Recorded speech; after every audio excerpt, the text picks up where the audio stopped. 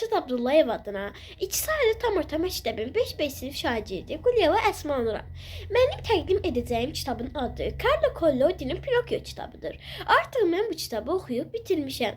Həqiqətən də kitab çox maraqlı bir kitabdır. Təbii ki də mənim kitabın içərisində sevdiyim və sevmədiyim bəzi obrazlar təşkil olunmuşdur. Sevdiyim obrazlar Pinokyo, Pəri və Pinokyo'nun atası oldu. Onların təbii ki də Pinokyo əvvəllər çox axmaq bir uşaq idi. O düşünürdü ki, çalışmadan, əziyyət çəkmədən hər şeyə nail ola bilər. Lakin o getdikcə bunun ola bilməyəcəyini anlamışdı. Əvvəlcə onun nədən axmaq idi? Çünki o böcəyin və atasının ona dediklərinə qulaq asmır. Hər zaman özü nə deyirsə, onu yerinə yetirirdi. Nə fikirləşirdisə, onu yerinə yetirirdi. Lakin getdikcə bunun yaxşı bir şey olmadığını anlaması həqiqətən də çox yaxşı bir xüsusiyyətdir. Atası getdikcə ona bunların yaxşı olmadığını və öz qərarlarını yalnız başına qərar verməməsini öyrətmişdi. Kitabın axırlarında Pinokyo çox yaxşı bir obraza çevrilmişdi. Atası isə əvvəllər çox səbirsiz bir obraz idi. O hər kəslə dalaşır və onun taxılan ləqəbləri bəyənmirdi. Təbii ki də bunda haqlı idi. Lakin insanları yargılamamalı, onlara qulaq asmalı lazım idi.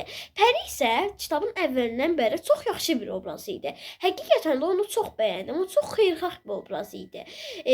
Biz uşaqlar Pəriyə özümüzə örnək götürməliyik, ibrət götürməli və Pəri kimi xeyirxah bir, böyüdükcə xeyirxah bir insan obrazına çevrilməliyik.